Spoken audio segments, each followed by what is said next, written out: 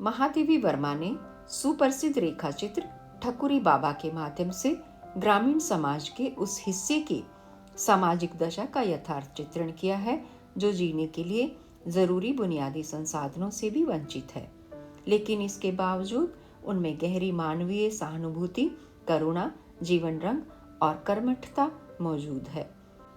ठकुरी बाबा इसी वर्ग की प्रवृत्तियों और विशेषताओं का प्रतिनिधित्व करते हैं।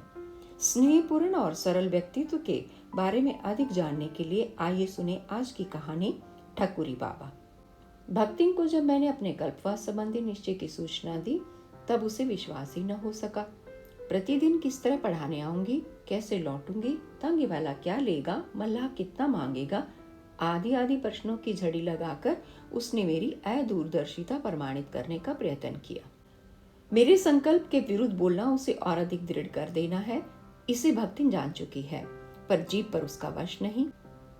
इसी से अपने प्रश्नों की अजस्त्र वर्षा में भी मुझे अविचलित देखकर वह मुंह बिचकाकर कह उठी, कल्पवास की उम्र आई तब ओहो हुई जाई, का एक दिन सब नेम धर्म समाप्त करई के प्रतिज्ञा है। ये सब मैं नियम धर्म के लिए नहीं करती। यह भक्तिन को समझाना कठिन है, इसी से मैं उसे समझाने का निष्फल प्रयत्न करने की अपेक्षा मौन रहकर उसकी भ्रांति को स्वीकृति दे देती हूँ। मौन मेरी पराजय का चिन्ह नहीं, प्रत्युत ये जय की सूचना है। यह भक्तिन से छिपा नहीं। संभवतः इसी कारण वह मेरे प्रतिवाद से इतना नहीं घबराती जितना मौन से आतंकित होती है, क्योंकि प्रतिवाद के उपरांत तो मत परिवर्तन सहज है, पर मौन में इसकी कोई संभावना शेष नहीं रहती। अंत में भक्तिन जैसे मंत्री की सलाह और सम्मति के विरुद्ध ही सिरकी, बांस आदि के गट्ठड़ समुद्रकूप की सीढ़ियों के निकट एकत्र हो गए और मल्लाह मिलकर विश्वकर्मा का काम करने लगे। बीच में 10 फीट लंबी और उतनी ही चौड़ी साफ सुथरी कोठरी बनी और उसके चारों ओर 8 फीट चौड़ा बरामदा बनाया गया। उत्तर वाला बरामदा मेरे पढ़ने लिखने के लिए निश्चित हुआ और दक्षिण में भक्ति ने अपने चौके का साम्राज्य फैलाया। पश्चिम वाले बरामदे में उसने सत्तू, गुड़ आदि रखने के लिए सीका टांगा और धोती, कथनी आदि टांगने के लिए अलंगनी बांधी। कोठरी का द्वार जिसमें खुलता था वह अभ्यागतों के लिए बैठक खाना बना दिया गया। इस प्रकार सब बन चुकने पर भक्तिन का टाट और मेरी शीतल पाटी, उसकी धुंधली लालटेन और मेरा पीतल के दिवट में झिलमिलाने वाला दिया, उसकी रांगे जैसी बाल्टी और मेरी लपट जैसी चमकती हुई तांबे की कलशी, उसकी हल्दी, धनिया, आटा, दाल आदि की भौतिकता से भरी मटकियां और मेरे न जाने कब के पुरातन तथा सूक्ष्म ज्ञान से आपूर्ण संस्कृत ग्रंथ आदि से वह प्रणकुटी एकदम बस गई। तब भक्तिन का और मेरा कल्पवास आरंभ हुआ। हमारे आसपास और भी न जाने कितनी पर्णकुटियां थी, पर वे काम चलाऊ भर कही जाएंगी। किसी समय इस कल्पवास का कितना महत्व रहा होगा, इसका अनुमान लगाने के लिए इसका आज का समारोह भी पर्याप्त है।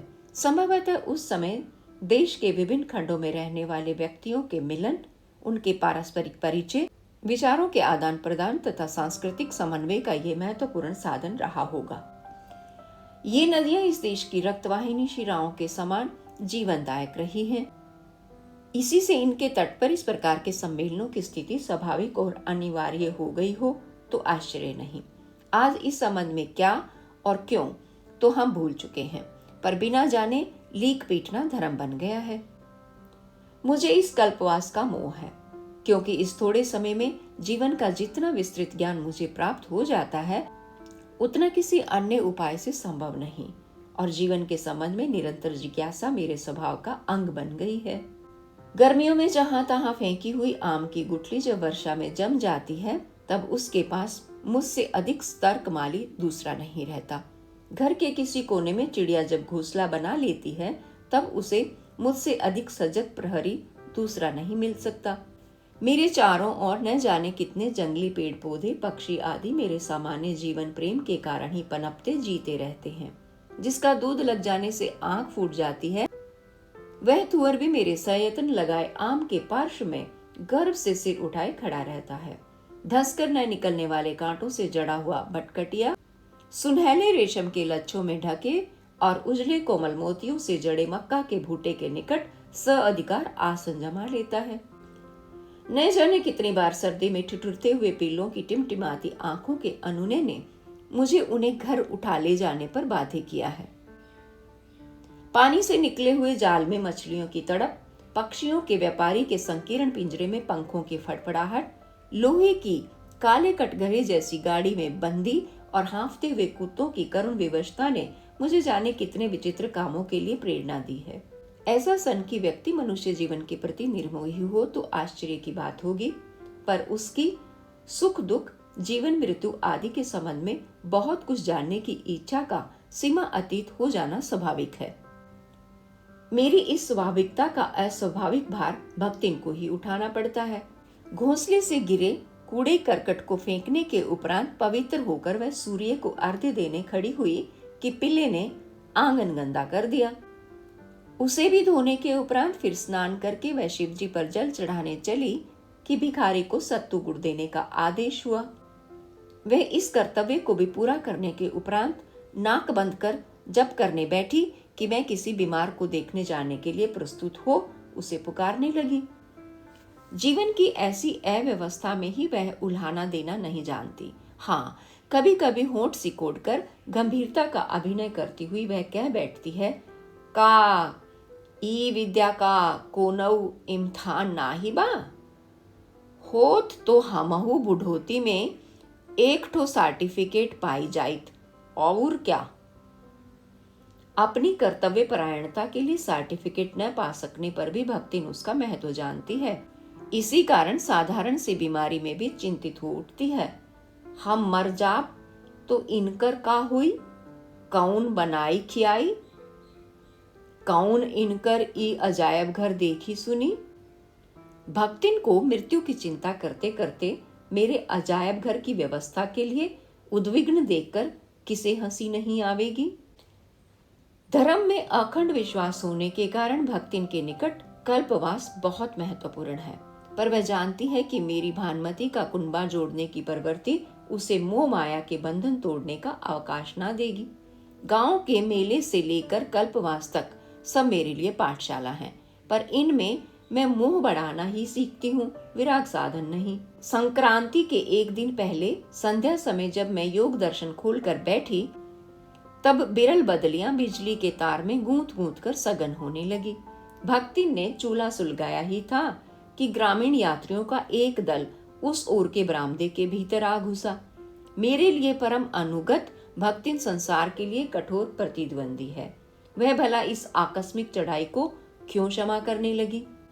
आंधी के वेग के साथ जब वह चौके से निकलकर ऐसे अवसरों के लिए सुरक्षित शब्द बाणों का लाघव दिखाने लगी, तब तो मेरी शीतल पाटी का सिंहासन भी डोल गया।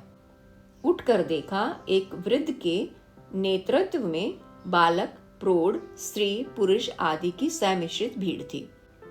गठरी मोटरी, बर्तन, हुक्का, चिलम, चटाई, पिटारा, लोटा, डोर सब गृहस्थी लादे फांदे ये अनियंत्रित अभ्यागत मेरे बरामदे में कैसे हा घुसे, ये समझना कठिन था। मुझे देखकर जब भक्तिन की उग्र मुद्रा में अपराधी की रेखाएं उभरने लगी और उसका कड़कड़ाता स्वर एक हल्की कंपन में खो गया, तब संभवतः अभयागतों को समझते देर नहीं लगी कि मैं ही उस फूस सिरकी के परासाद की एक छत्र स्वामिनी हूँ। यूथप वृद्ध ने दो पग आगे बढ़कर परम शांत पर स्नेह सिक्त स्वर में कहा, बिटिया रानी, का हम परदेसिन का ठहरे ना दे हो, बड़ी दूर से पाए प्यादे चले आई थे। ई तो रेन बसेरा है, भोर भई उठी जाना रे, का झूठित कही थे। हम तो बूढ़ बाढ़ मनई हैं, ऊपर समुंदर कूप के महाराज ठहरे बरे कहत रहे, उहां चढ़े उतरे की सांसत रही। नीचे कौन टपरी माँ तिल धरे का ठिकाना ना ही बा। अब दिया बाती की बिरिया कहाँ जाई, कसत करी। वृद्ध के कंठ स्वर और उसके कथन की आत्मीयता ने मुझे बलात् आकर्षित कर लिया। भक्तिन की दृष्टि में अस्वीकार के अक्षर पढ़कर भी मैंने उसे अनदेखा करते हुए कहा, आप यहीं ठहरे बाबा, मेरे लिए तो ये कोठरी ही काफी है। न होगा तो भक्तिन खाना बाहर बना लिया करेगी। इतना बड़ा बरामदा है, आप सब आ जाएंगे, रैन बसेरा तो है ही। फिर जब मैं अपनी पुस्तकें और शीतल पार्टी लेकर भीतर आ गई तथा दिया जलाकर पढ़ने बैठी, तब वे अपने अपने रहने की व्यवस्था करने लगे। भक्तिन मेरे आराम की चिंता के कारण ही दूसरों से झगड़ती है, पर जब उसे विश्वास हो जाता है कि अमुक व्यक्ति या कार्य से मुझे कष्ट पहुंचना संभव नहीं, तब उसकी सारी प्रतिकूलता न जाने कहां गायब हो जाती है। भीड़ से मेरी शांति भंग हो सकती है, इस संभावना ने उसे जो कठोरता दी थी वह उस संभावना के साथ ही विलीन हो गई। वह सत्तू रखने के सीके के नीचे ईंट पत्थर का चूल्हा बनाकर कम से कम स्थान घेरने की चेष्टा करने लगी, जिससे उन आक्रमणकारियों को सुख से बस जाने का अवकाश मिल सके। उस रात तो मुझे नए संसार की व्यवस्था देखने का अवसर न प्राप्त हो सका। दूसरे दिन संक्रांति की छुट्टी थी। मुझ में इतनी आधुनिकता नहीं कि स्नान ना करूं, और इतनी पुरातनता भी नहीं कि भीड़ के धक्कम धक्के में स्नान का पुण्य लूटने जाऊं।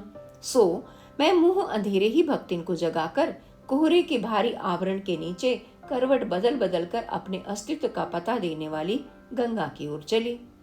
जब लौटी तब कोहरे पर सुनहली किरणें ऐसी लग रही थी जैसे सफेद आबे रवा की चादर पर सोने के तारों की हल्की जाली टांग दी गई हो। समुद्र कूप की सीढ़ियों की दक्षिण ओर बनी हुई मेरी बड़ी पर कोलाहल शून्य पर्ण कुटीर आज पहचानी ही नहीं जाती थी।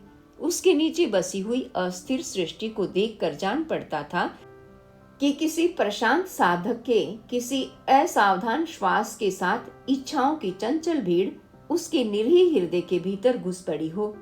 निकट पहुंचकर मैंने अपनी कुटी की शांति भंग करने वालों का अच्छा निरीक्षण किया। वृद्ध महोदय ने सेनानी के उपयुक्त आडंबर के साथ मेरे पढ़ने के बरामदे में अधिकार जमा लिया था। फटी और अनिश्चित रंग वाली दरी और मटमैली दुसूती का बिछोना लिपटा हुआ धरा था। उसके पास ही रखी हुई एक मैले फटे कपड़े की गठड़ी उसका एकाकीपन दूर कर रही थी। लाल चिलम का मुकुट पहने नारियल का काला हुक्का बांस के खंबे से टिका हुआ था। तूल की गोट वाला काला सुरती का बटुआ दीवार से लटक रहा था। खंबे और दीवार से बंधी डोरी की अलंगनी पर एक धोती और रुई भरी काली मिर्जई स्वामी के गौरव की घोषणा कर रही थी। निरंतर तेल स्नान से स्निग्ध लाठी का गांठ गठीलापन भी चिकना जान पड़ता था। पैताने की ओर यत्न से रखी हुई काठ और निवाड़ से बनी खटपटी कह रही थी कि जूते के अछूतपन और खड़ाओं की ग्रामीणता के बीच से मध्य मार्ग निकालने के लिए ही स्वामी ने उसे स्वीकार किया है। सारांश यह है कि मेरी पुस्तकों के समारोह को लज्जित करने के लिए ही मानो बूढ़े बाबा ने इतना आडंबर फैला रखा था। वे संभवतः दातोन के लिए नीम की खोज में गए हुए थे।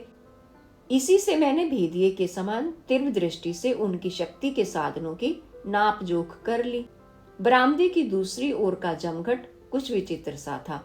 एक सूरदास समाधिस्थ जैसे बैठे थे। उनके मुख के चेचक के दाग दृष्टि के जाने के मार्ग की ओर संकेत करते जान पड़ते थे।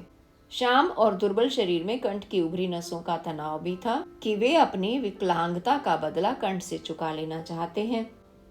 सिरके की टाटी बांधते समय बांस का एक कोना कुछ बढ़कर खूंटी जैसा बन गया था। इसी से एक चिकारा और एक जोड़ मंजीरा लटक रहा था।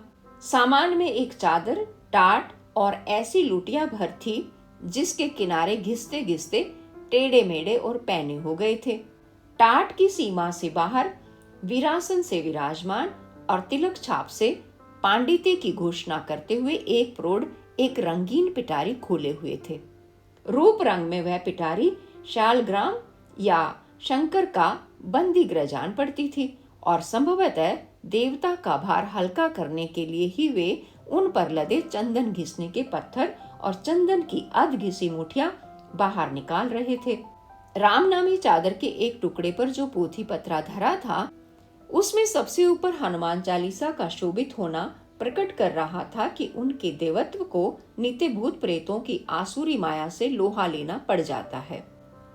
टाट का एक खूंट दबाकर ठंडी बालू में बैठने का कष्ट भूलने का प्रयत्न करते हुए दो किशोर बालक अनेक छेदों से चित्रित एक काली कमली में सिकुड़े बैठे थे।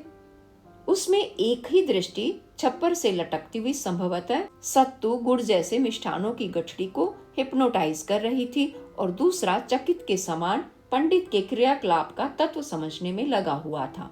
एक और अधेड़ बाहर बैठकर धूप ले रहा था। एक पुरानी और झीनी चादर ने उसके दुबले शरीर के ढांचे को छिपा रखा था, पर नोकदार कंधों का आभास और उभरी नसों वाले सूखे हाथ सच्ची कथा कह देते थे। कीचड़ से भरी हुई बिवाइयों से युक्त पैर कंकाल शेष शरीर से पुष्ट जान पड़ते थे।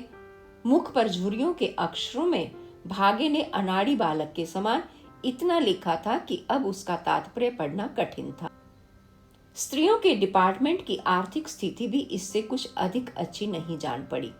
बड़ी सी गठड़ी के सहारे दो वृद्धाएं सुमरिन लिए ठंडी जमीन पर बैठी थी, जिनमें एक ऊँघ रही थी और दूसरी अपने आसपास बसी सृष्टि के प्रति आवश्यक चौकन्नी लगती थी। ऊँघने वाली के पैरों में कसे हुए गोल चिकने कड़े और हाथ में चांदी की एक एक चपटी चूड़ी उसके मुंडित मुंड के भीतर छिपकर बची हुई श्रृंगार प्रियता का पता देते थे।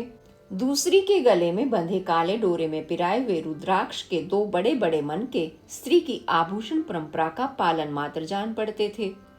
एक की आंखें माड़े से धुंधली, नाक ठुड्डी पर झुकी हुई और मुख के भाव में एक करुण उदासीनता थी, पर कानों को धोती से बाहर निकाले और होठों को खोलती बंद करती हुई दूसरी अपनी छोटी काली आंखों को घुमाकर तथा छोटी नाक के गोल नथनों को फुलाकर मानो चारों ओर बिखरे हुए रूप रस गंध शब्द की खोज खबर ले रही थी।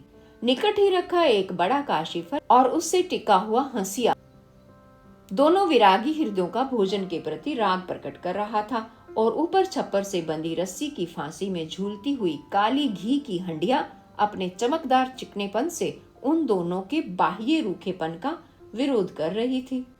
सफेद बूटेदार काली पुरानी धोती पहने हुए जो अधेड़ स्त्री कोने में लोटे से खोली हुई डोर की अरगनी बांधने में व्यस्त थी, उसे मैं नहीं देख सकी, पर अरगनी पर गुदड़ी बाजार लगाने के लिए जो फटे पुराने कपड़े संभाले खड़ी थी, उसने मेरे ध्यान को विशेष रूप से आकर्षित कर लिया।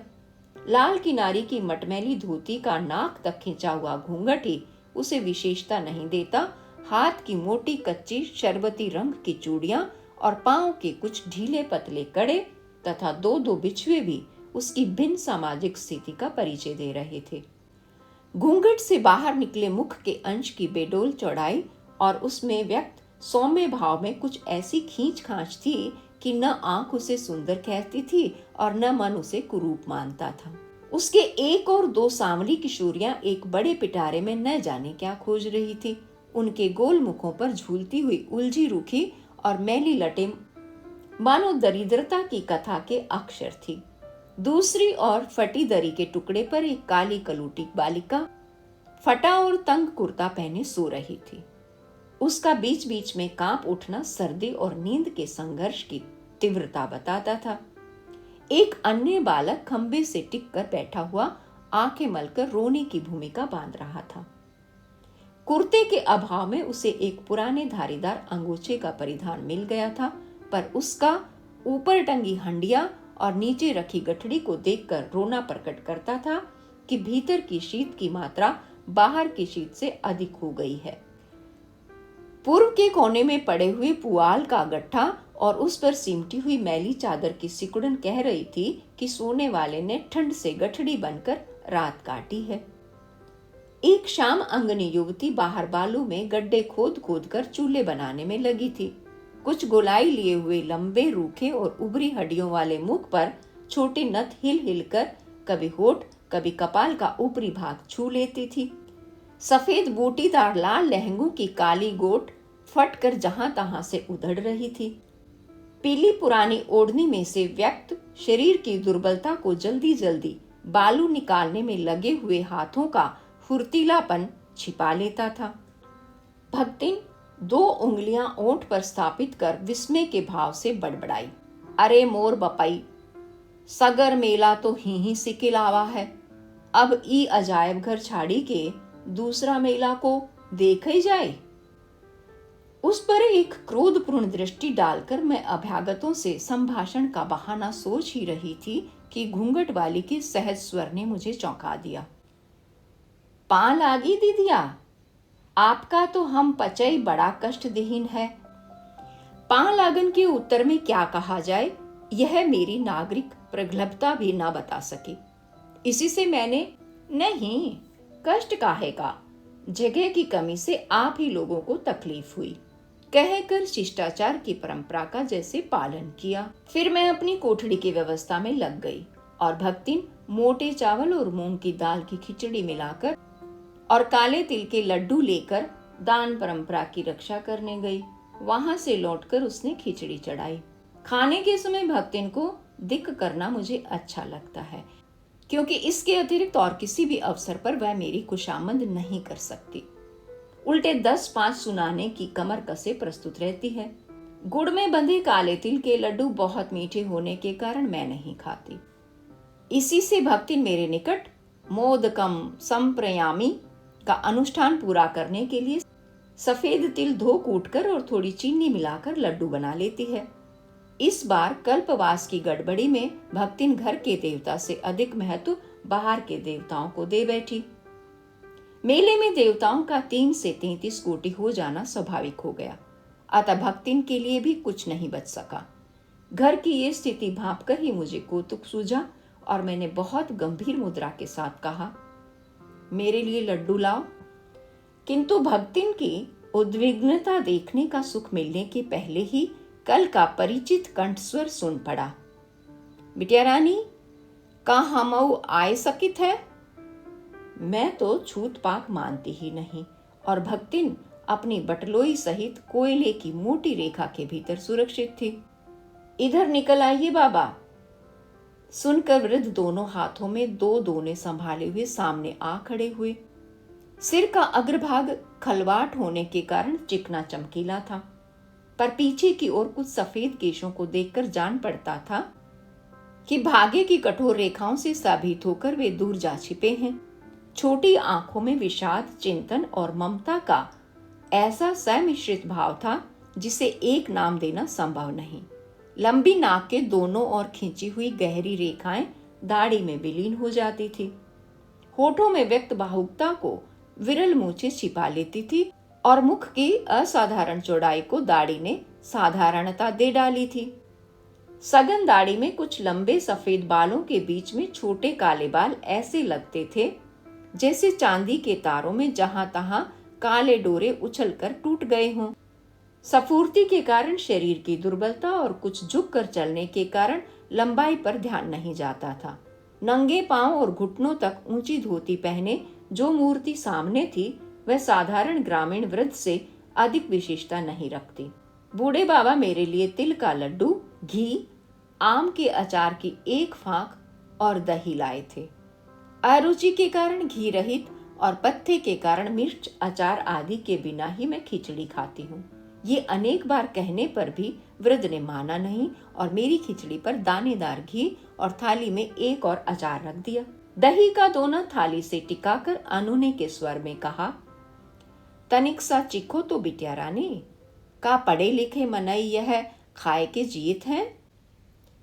उस दिन से उन अभ्यागतों से मेरे विशेष परिचय का सूत्रपात हुआ, जो धीरे धीरे सहचार्य जनित स्नेह में परिणत हो गया।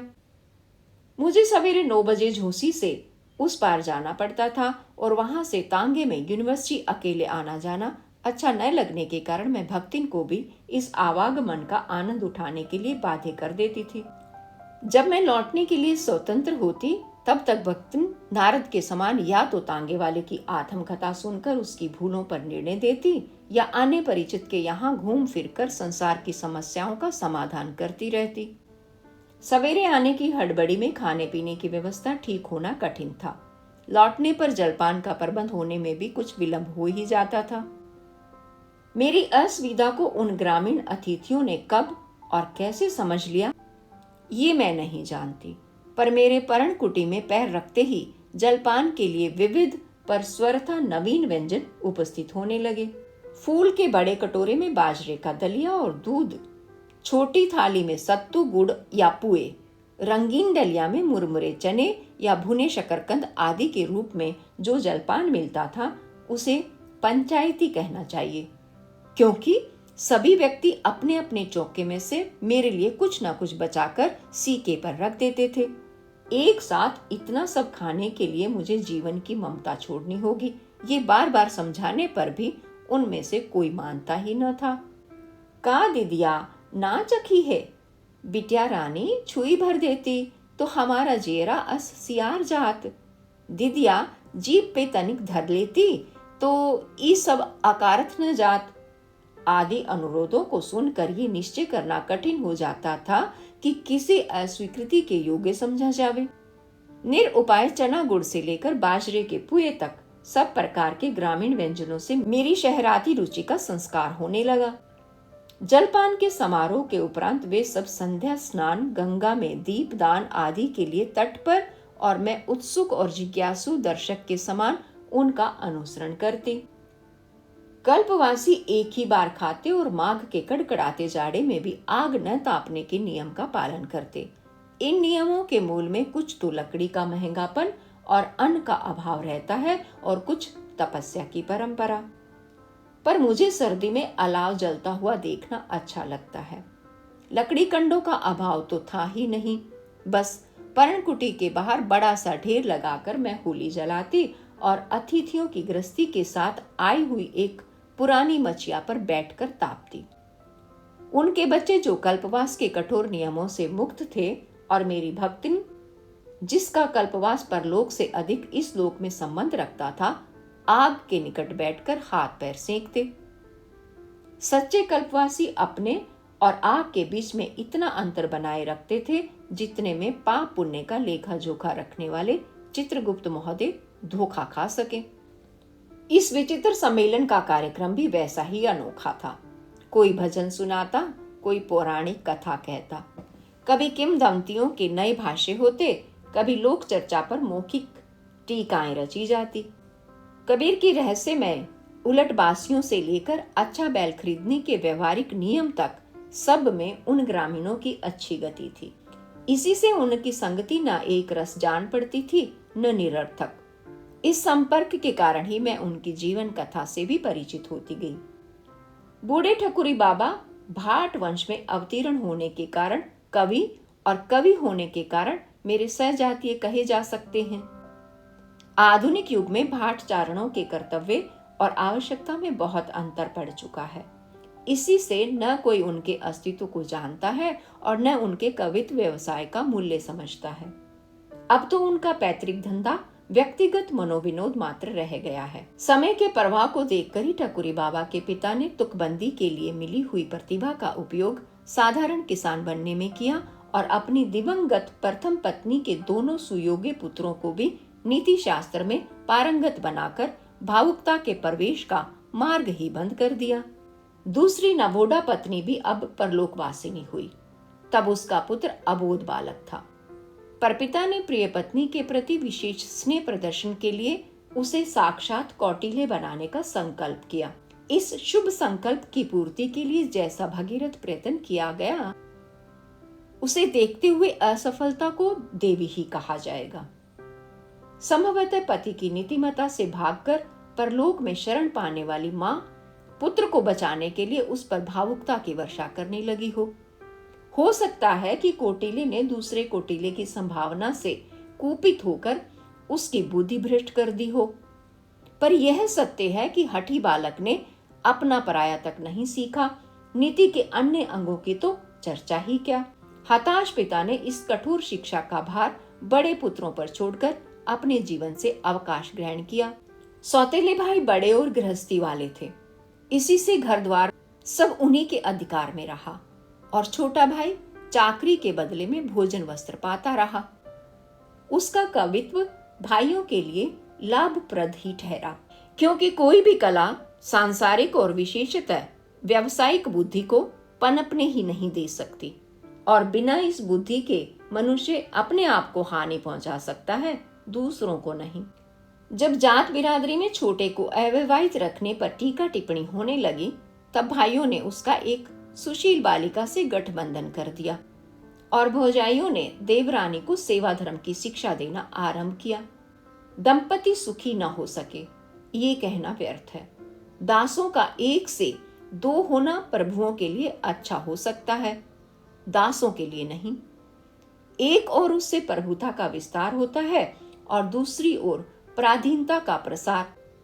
स्वामी तो साम दाम भेद द्वारा उन्हें परस्पर लड़ाकर दासता को और दृढ़ करते रहे हैं, और दास अपनी विवश झुंझलाहट और हीन भावना के कारण एक दूसरे के अभिशापों को विविध बनाकर उससे बाहर आने का मार्ग अवरुद्ध करते रहते हैं। देवर देवरानी मिलकर यदि गृहस्थी बसा लेते तो सेवा का प्रश्न कठिन हो जाता। इसी से भौजाइयां नई बहू की चुगली करके पति के निकट अपराधिनी के रूप में उपस्थित करने लगी। पत्नी की निर्दोषिता के संबंध में पति का मन विश्वास और अविश्वास के हिंडोले में झोंके खाता, पर न उसने अपने विश्वास को प्रकट करके वधू को सांत्वना दी, न अविश्वास प्रकट करके अपने मन का समाधान किया। गर्विली पत्नी भी अपनी ओर से कुछ न कहकर अविराम परिश्रम द्वारा मन का आक्रोश व्यक्त करने लगी।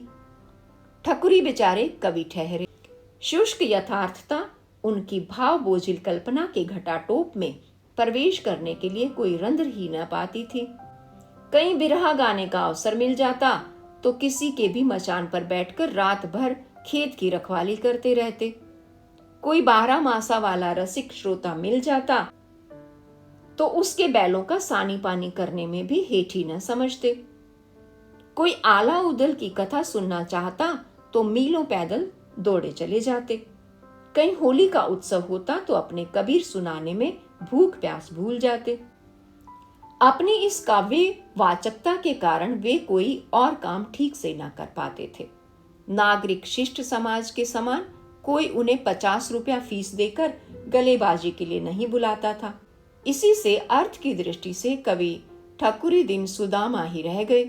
किसी ने मैली पिछोरी के खूंट में थोड़ा सा तिल गुड़ बांधकर उदारता प्रकट की, किसी ने पथरोटी में सत्तू पर नमक के साथ हरी मिर्च रखकर आतिथ्य सत्कार किया, किसी ने सुलगे हुए कंडों पर 2 भोरियां सेकने का अनुरोध करके काव्य मर्मत्ता का परिचय दिया। इन पुरस्कारों को पाकर ठकुरी प्रसन्न थे, ये कहना मिथ्यवाद होगा। उनकी काव्य जनित अक्रमणता भाइयों की उपेक्षा, भौजाइयों के व्यंग्य और पत्नी की मर्म पीड़ा का कारण थी। इसे भी वे नहीं जानते थे। कुछ वर्षों में पत्नी ने उन्हें एक कन्या का उपहार दिया, पर इसके उपरांत वह विश्राम और पथ्य के अभाव में प्रसूति ज्वर से पीड़ित हुई और उचित चिकित्सा के अभाव में 1.5 वर्ष की बालिका छोड़कर अपने कठोर जीवन से मुक्ति पा गई। ठकुरी उस रात आला सुनाकर लौटे थे। माता की मृत्यु का उन्हें स्मरण नहीं था। वृद्ध पिता के विदा ने उनके मर्म को छेदा नहीं था, पर यौवन के प्रथम पहर में सारे स्नेह बंधन तोड़ जाने वाली पत्नी ने उनके हृदय को हिला दिया। खारे आंसुओं ने आंखों का गुलाबीपन धोकर उन्हें जीवन दर्शन के लिए स्वच्छ बनाया। पत्नी को खोकर ही ठकुरी वास्तविक पति और पिता बन सके। घर में बालिका की उपेक्षा देखकर और उसके परिणाम की कल्पना करके वे अलगोजे पर बांधे हुए और घर की व्यवस्था के लिए अपनी बूढ़ी मासी को लिवा लाए, पर कन्या की देखरेख वे स्वयं करते थे। आला उदल की कथा के प्रेमी पिता की बेला विनोद के समय उनके कंधे पर चढ़ी हुई घूमती थी और काम के समय पीठ पर बंधी हुई उनके काम की निगरानी करती थी। किसी के हंसने पर ठकुरी कह देते कि जब मजदूर माँ अपने बच्चों को लेकर काम करती है तब पिता के ऐसा करने में लजाने की कौन बात है। बेला के लिए तो वही बाप है और वही माँ। बालिका जब 6-7 वर्ष की हुई तब ठकुरी किसी काव्य प्रेमी सजातीय के सुशील पर मातृ पितृविहीन भतीजे को ले आए और बेला की सगाई करके भावी जमाता को अपना काम काज सिखाने लगे। भाग्य संभवतः इस देहाती कवि से रुष्ट था। इसी से शिक्षा समाप्त होते ही भावी जमाता की चेचक निकल आई। वह बच तो गया, पर एक आंख के लिए संपूर्ण सृष्टि अंधकारमय हो गई और दूसरी में इतनी ज्योति शेष रही कि ठोस संसार भाप का बादल सा दिखाई पड़ने लगा।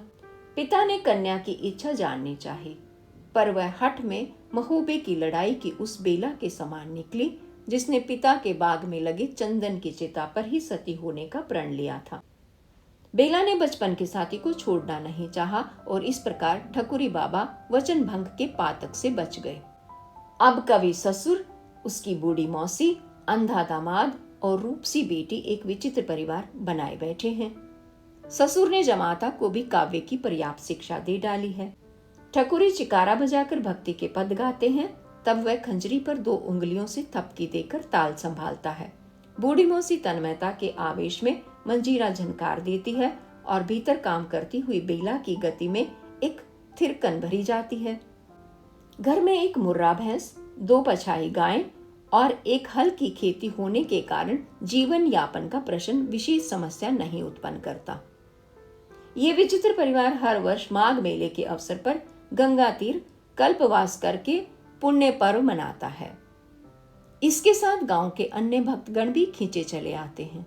ठकुरी बाबा तो सबको अपना अतिथि बनाने को प्रस्तुत रहते हैं, पर कल्पवास में दूसरे का अन्न खाने वाले को विनिमय में अपना पुण्य फल दे देना पड़ता है।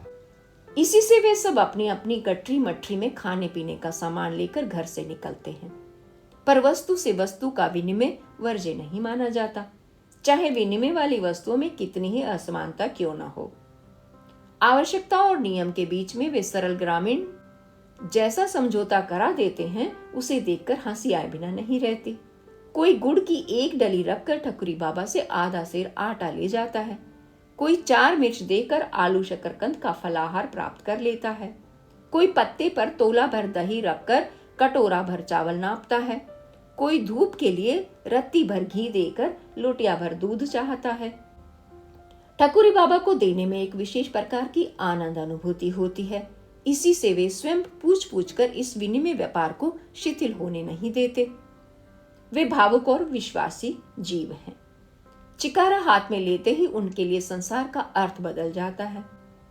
उनकी उदारता, सहज सौहार्द, सरल भावुकता आदि गुण ग्रामीण जीवन के लक्षण होने पर भी अब वहां सुलभ नहीं रहे।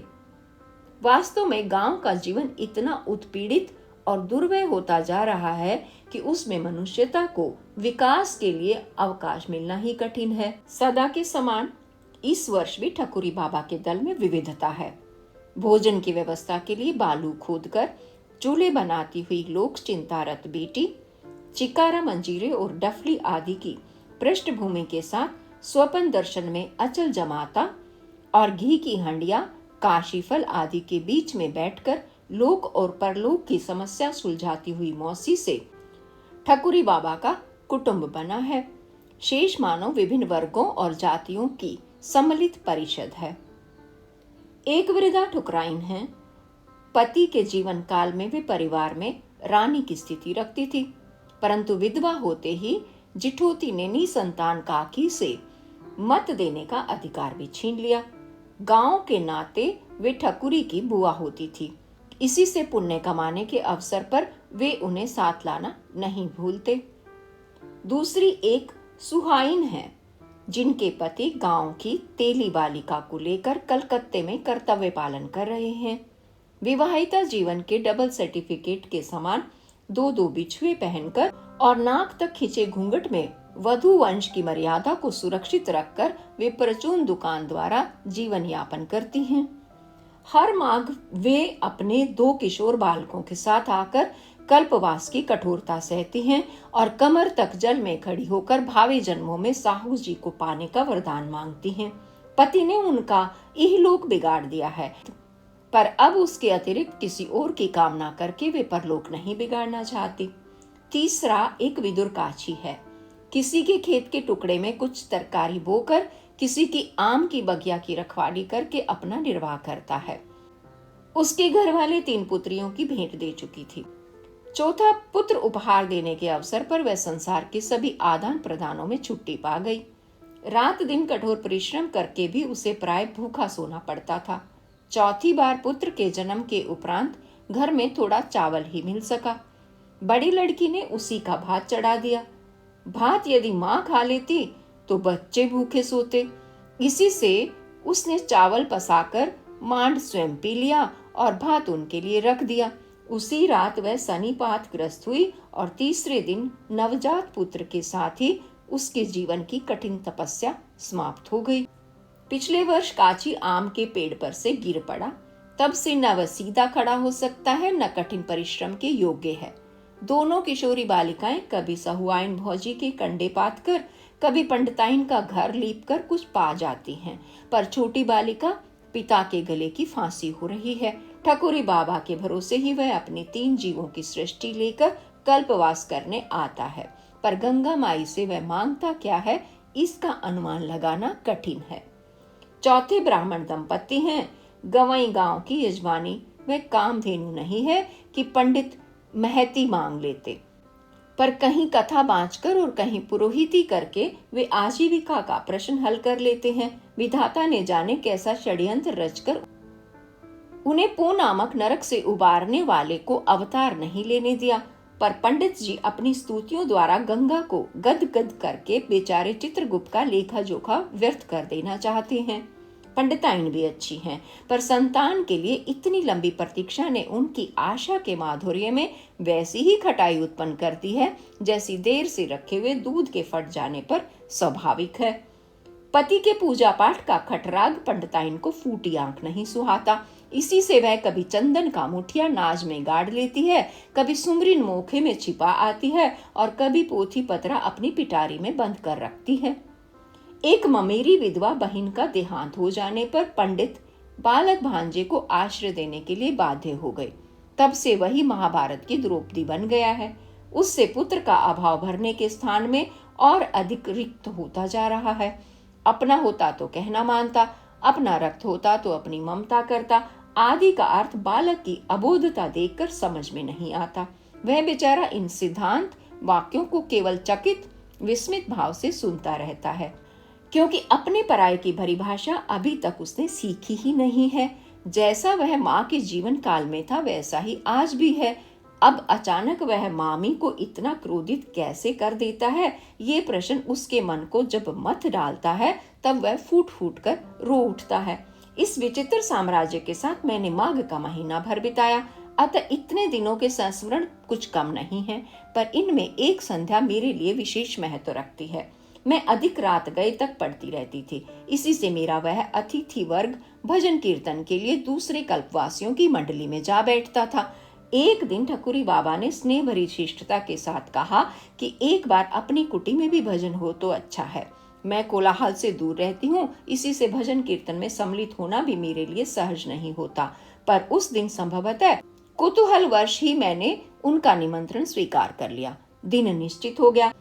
माघी पूर्णिमा के पहले आने वाली त्रयोदशी रही होगी। सवेरे कुछ मेघखंड आकाश में एकत्र हो गए थे, पर संध्या की सुनहली आभा के खर परवाह में वे धारा में पड़े नीले कमलों के समान बहकर किसी अज्ञात कूल से जा लगे। संध्या स्नान और गंगा में दीप दान करके वे सब कुटी के बरामदे में और बाहर बालू पर एकत्र हो गए।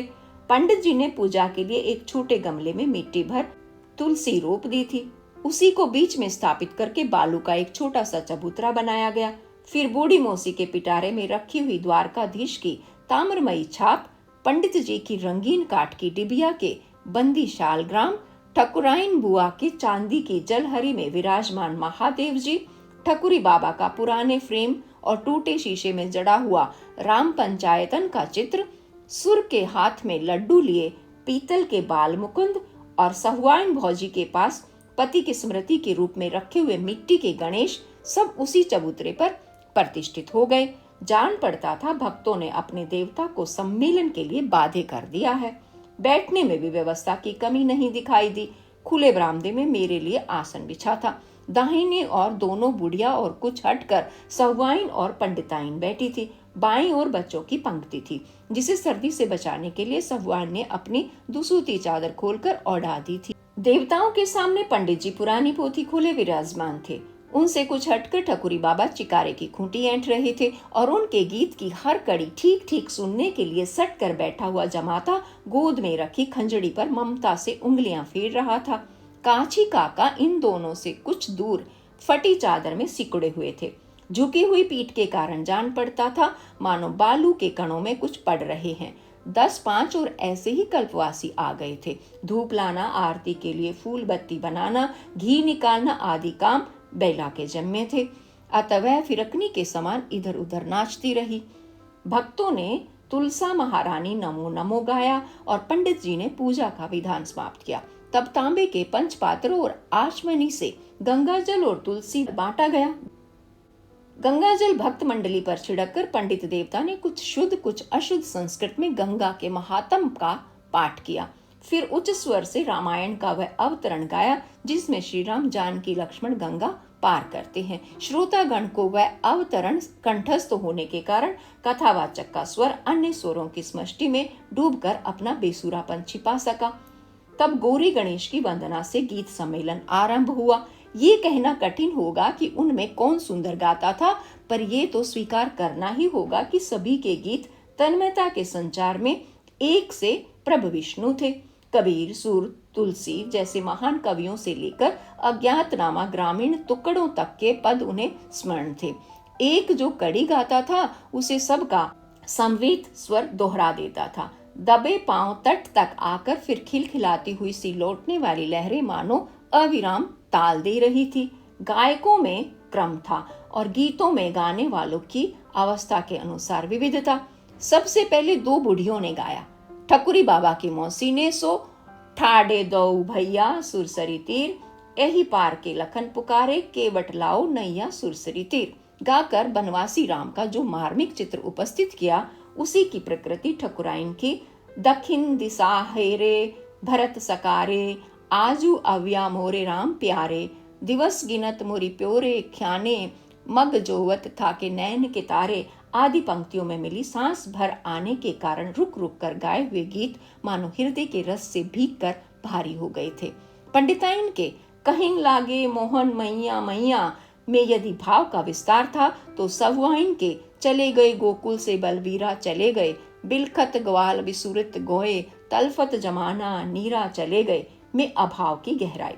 सुनाए बिना गुजर न हुई कह कर गवाए हुए काछी काका के मन भगन भया तब क्या बोले, मैं यदि तन्मयता की सिद्धि थी तो अंधे युवक के सुधी ना बिसरे मोही श्याम तुम्हारे दर्शन की में स्मृति की साधना। ठकुरी बाबा ने खांस खांस कर कंठ साफ करने के उपरांत आंख मूंद कर गाया।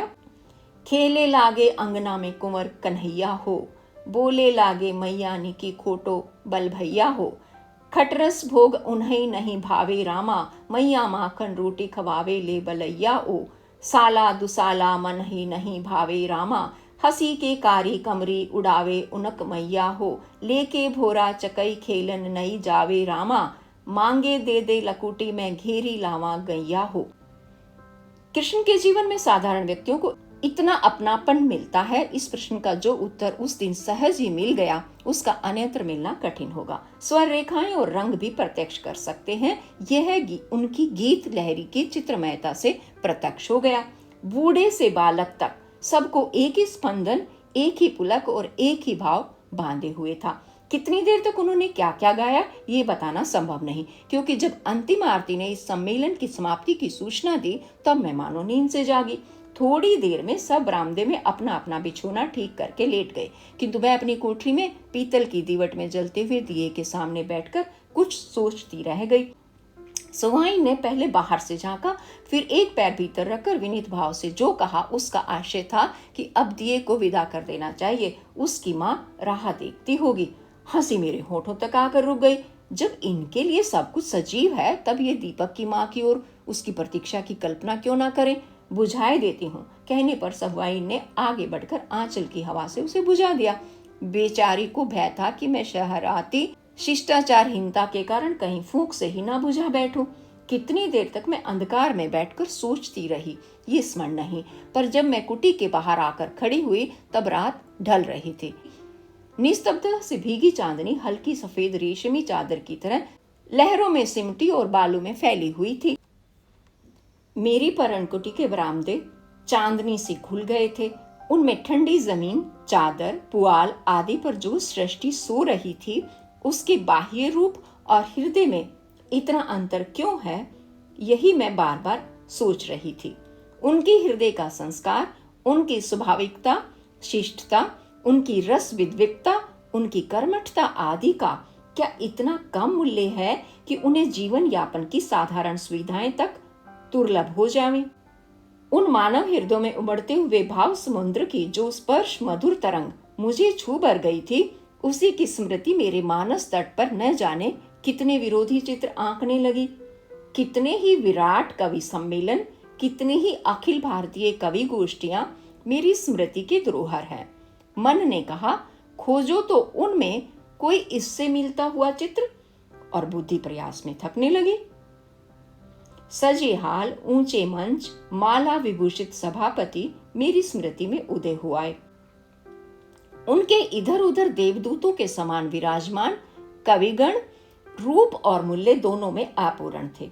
कोई फर्स्ट क्लास का किराया लेकर थर्ड की शोभा बढ़ाता हुआ आया था, कोई अपने कार्यवश पहले ही से उस नगर में उपस्थित था, पर थोड़ा समय वहां बिताने के लिए इतनी फीस चाहता था जिसमें आना जाना और आवश्यक कार्य संपन्न होने के उपरांत भी कुछ बच सके।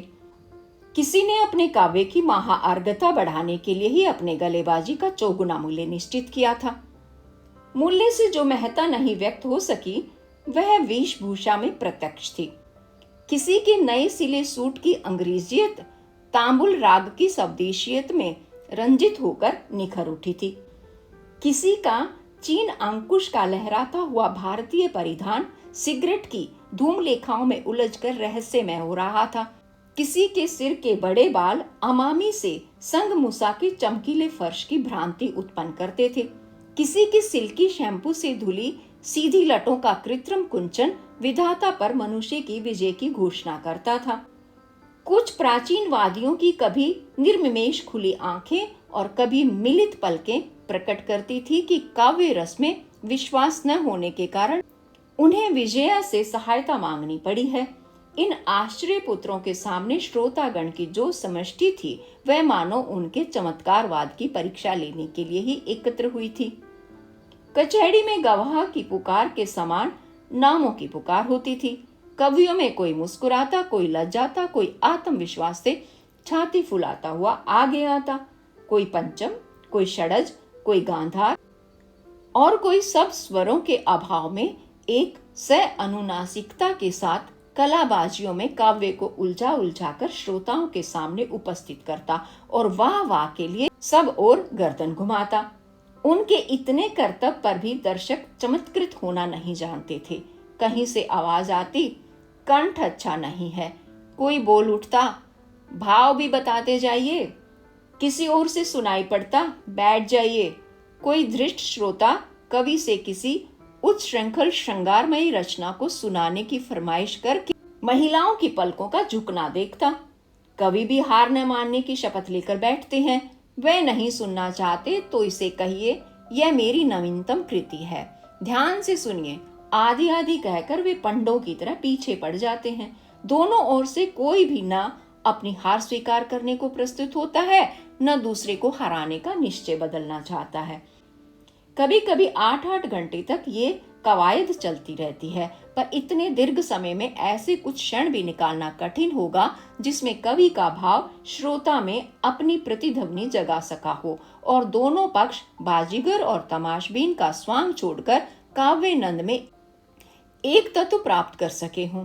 कवि कहेगा ही क्या यदि उसकी इकाई सबकी इकाई बनकर अनेकता नहीं पा सकी, और श्रोता सुनेंगे ही क्या यदि उन सब की विभिन्नताएं कवि में एक नहीं हो सकी। जब यह समारोह समाप्त हो जाता है, तब सुनाने वाले निराश और सुनने वाले थके हुए से लौटते हैं। उन पर काव्य का सात्विक प्रभाव कितना कम रहता है, इसे समझने के लिए उन सम्मेलनों का स्मरण पर्याप्त होगा जिनसे लौटने वालों में कतिपय व्यक्ति संगीत व्यवसायिनियों के गान से मन बहलाने में नहीं हिचकते। भाव यदि मनुष्य की शुद्रता, दुर्भावना और विकृतियां नहीं बहा पाता, तब वह उसकी दुर्बलता बन जाता है। इसी से स्नेह, करुणा आदि के भाव हृदय की शक्ति बन सकते हैं और द्वेष, क्रोध के दुर्भाव उसे और अधिक दुर्बल स्थिति में छोड़ जाते हैं। ग्रामीण समाज अपने रस समुद्र में व्यक्तिगत भेद बुद्धि और दुर्बलताएं सहज ही डुबा देता है। इसी से इस भाव आसन के उपरांत वह अधिक स्वस्थ रूप प्राप्त कर सकता है। हमारे सभ्यता दर्पित शिष्ट समाज का काव्यानंद छिछला और उसका लक्ष्य सस्ता मनोरंजन मात्र रहता है। इसी में उसमें सम्मिलित होने वालों की भेद बुद्धि एक दूसरे को नीचा दिखलाने के प्रयत्न और व्यक्तिगत विषमताएं और अधिक विस्तार पा लेती हैं। एक वह हिंडोला है जिसमें ऊंचाई नीचाई का स्पर्श भी एक आत्म विस्मृति में विश्राम देता है। दूसरा वह दंगल का मैदान है जिसका समधरातल भी हार जीत के दाव पेंचों के कारण सतर्कता की शांति उत्पन्न करता है। अपने इन सम्मेलनों की व्यर्थता का मुझे ज्ञान था, पर उसमें कर्द अर्थन की अनुभूति उसी दिन सुलभ हो सकी। इसके कुछ वर्षों के उपरांत तो वह स्थिति इतनी दुर्वह हो उठी कि मुझे शिष्ट सम्मेलनों से विदा ही लेनी पड़ी। ख्याति के मध्याह्न में कवि के लिए अपने प्रशंसकों और अपने बीच में ऐसा दुर्भेय पर्दा डाल लेना सहज नहीं होता। उस सरल जीवन की सात्विकता ने यदि दूसरे पक्ष की कृत्रिमता इतनी कठिन रेखाओं में न आंक दी होती तो मेरा विद्रोह इतना तीव्र न हो पाता। विशेषतः ऐसा करना तब और भी कठिन हो जाता है जब आडंबर के साथ अर्थ भी उपस्थित हो, क्योंकि अर्थ ही इस युग का देवता है। कवि अपनी श्रोता मंडली में किन गुणों को अनिवार्य समझता है, ये प्रश्न आज नहीं उठता, पर अर्थ की किस सीमा पर वह अपने सिद्धांतों का बीज फेंककर नाच उठेगा, इसका उत्तर सब जानते हैं। उसकी इच्छा अर्थ के क्षेत्र में जितनी मुक्त है, वह श्रोताओं की इच्छा का उतना ही अधिक बंदी है। जिस दरिद्र समाज ने इस व्यावसायिक आस्था के संबंध में मुझे नास्तिक बना दिया, उसे अब तक मेरी ओर से धन्यवाद नहीं मिल सका। जब ठकुरी बाबा और उनके साथी बसंत पंचमी का स्नान करके चले गए, तब जीवन में पहली बार मुझे कोलाहल का अभाव अखरा। तब से अनेक माघ मेलों में मैंने उन्हें देखा है। कितनी ही बार नाव पर या तट पर उनकी भगत का आयोजन हुआ। कितनी बार उन्होंने खिचड़ी, बाजरे के पुए आदि व्यंजनों से मेरा सत्कार किया और कितनी ही बार अपने जीवन का आख्यान सुनाया। मैंने उनसे अधिक सहृदय व्यक्ति कम देखे हैं। यदि वह वृद्ध यहाँ न होकर हमारे बीच में होता तो कैसा होता, ये प्रश्न भी मेरे मन में अनेक बार उठ चुका है। पर जीवन के अध्ययन ने मुझे बता दिया है कि इन दोनों समाजों का अंतर मिटा सकना सहज नहीं। उनका बाह्य जीवन दीन है और हमारा अंतर जीवन रिक्त। उस समाज में विकृतियां व्यक्तिगत हैं, पर सद्भाव सामूहिक रहते हैं। इसके विपरीत हमारी दुर्बलताएं समष्टिगत हैं, पर शक्ति व्यक्तिगत मिलेगी। ठकुरी बाबा अपने समाज के प्रतिनिधि हैं। इसी से उनकी सहायता व्यक्तिक विचित्रता न होकर ग्रामीण जीवन में व्याप्त सहृदयता को व्यक्त करती है। हमारे समाज में उनकी दो ही स्थितियां संभव थी। यदि उनमें दुर्बलताओं का प्राधान्य होता तो वे इस समाज का प्रतिनिधित्व करते, और यदि शक्ति का प्राधान्य होता तो अपवाद की कोटि में आ जाते। इधर 2 वर्ष से ठकुरी बाबा मेघ मेले में नहीं आ रहे हैं। कभी कभी इच्छा होती है कि सैदपुर जाकर खोज करूं, क्योंकि वहां से 33 मील पर उनका गांव है। उनके कुछ पद मैंने लिख रखे हैं, जिन्हें मैं अन्य ग्राम गीतों के साथ प्रकाशित करने की इच्छा रखती हूँ। यदि ठकुरी बाबा से भेंट हो तो ये संग्रह और भी अच्छा हो सकेगा। यदि भेंट न हो, ये प्रश्न हृदय में किसी कोने में उठता है अवश्य, पर मैं उसे आगे बढ़ने नहीं देती। ठकुरी बाबा जैसे व्यक्ति कहीं अपनी धरती का मोह छोड़ सकते हैं। पिछली बार जब वे आए थे तब कुछ शिथिल जान पड़ते थे। हाथ दृढ़ता के साथ चिकारा थामता था, पर उंगलियां तार के साथ कांपती थी। पैर विश्वास के साथ पृथ्वी पर पड़ते थे, पर पिंडलियों की थरथराहट गति को डगमग कर देती थी। कंठ में पहले जैसा ही लोच था, पर कफ की घरघराहट उसे बेसुरा बनाती रहती थी। आंखों में ममता का वही आलोक था, पर समय ने अपनी छाया डालकर उसे धुंधला कर दिया था। मुख पर वैसे ही उन्मत्त हंसी का भाव था, पर मानो धीरे धीरे साथ छोड़ने वाले दांतों का याद रखने के लिए होठों ने अपने ऊपर स्मृति की रेखाएं खींच ली थी। व्यक्ति समय के सामने कितना विवश है। समय को स्वीकृति देने के लिए भी शरीर को कितना मूल्य देना पड़ता है। तब ठकुरी बाबा की मौसी विदा ले चुकी थी। उनकी उपस्थिति ठकुरी बाबा के लिए इतनी स्वाभाविक हो गई थी कि अभाव की अस्वाभाविकता ने उन्हें एकदम चकित कर दिया होगा। एक बार भी उनके परिचय की सीमा में आ जाने वाला व्यक्ति ठकुरी बाबा का आत्मीय बन जाता है। तब तो इतने वर्षों तक आत्मीय रहा हो, उसके महत्व के संबंध में क्या कहा जाए। मौसी के अभाव ने ठकुरी बाबा के हृदय में एक और चिंता भी जगा दी हो तो आश्चर्य नहीं। ऐसे ही एक दिन उनका अभाव बेला को सहना पड़ेगा और तब वह किस प्रकार जीवन की व्यवस्था करेगी, यही सोचना स्वाभाविक कहा जाएगा, पर वे अपनी चिंता को व्यक्त कम होने देते थे। उनके स्वास्थ्य के संबंध में प्रश्न करने पर उत्तर मिला, अब चला चली के बिरिया निराय आई है बिटिया रानी, पाके पातन की भली चलाए, जौन दिन झरी जाए तौन दिन सही। मैंने हंसी में कहा, तुम स्वर्ग में कैसे रह सकोगे बाबा? वहां तो न कोई तुम्हारे कूट पद और उलट बांसियां समझेगा और न अल्लाह उदल की कथा सुनेगा। स्वर्ग के गंधर्व और अप्सराओं में तुम कुछ न जचोगे। ठकुरी बाबा का मन प्रसन्न हो आया। कहने लगे, सो तो हम जानित हैं बिटिया, हम वहां अस शोर मचाओ कि भगवान जी पुनः धरती पे ढनकाए दही। हम फिर धान रोपब, कियारी बनाऊब, चिकारा बजाऊब और तुम बचई का आला उदल की कथा सुनाओ। सरग हमका ना चाहिए, मुद्दा हम दूसर नवा शरीर मांग बरे जाव तो जरूर। ई ससुर बनाए के जर्जर हुई गवा। और वे गा उठे, चलत प्राण काया काहे रोई राम। उस कल्पवासी की पुनरावृत्ति न हो सकी।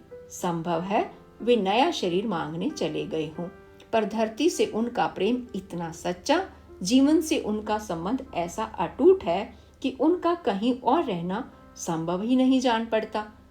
अर्थव के जो गायक अपने आप को धरती का पुत्र कहते थे, ठकुरी बाबा उन्हीं के सहजातीय कहे जा सकते हैं। इनके लिए जीवन धरती का वरदान, काव्य उसके सौंदर्य की अनुभूति, प्रेम उसके आकर्षण की गति और शक्ति उसकी प्रेरणा का नाम है। ऐसे व्यक्ति मुक्ति की ऊंची से ऊंची कल्पना को दूध में खिले नीचे से नीचे फूल पर निछावर कर दें तो आश्चर्य नहीं। ठकुरी बाबा की कथा लिखते लिखते रात ढल गई। जाती हुई चांदनी के पीछे आता हुआ प्रभात का धूमिल आभास ऐसा लगता है मानो उसी की छाया हो। किसी अलक्ष्य महाकवि के प्रथम जागरण छंद के समान पक्षियों का कलरव नींद की निस्तब्धता पर फैल रहा है।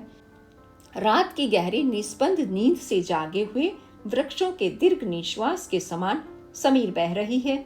और ऐसे समय में मेरी स्मृति ने मुझे भी किसी अतीत काल के प्रभात में जगा दिया है। जान पड़ता है ठकुरी बाबा गंगा तट पर बैठकर तन्मय भाव से प्रभाती गा रहे हैं। जागिए कृपा निधान पंछी बन बोले। अपनी प्रभाती से वे किसे जगाते हैं, ये कहना कठिन है।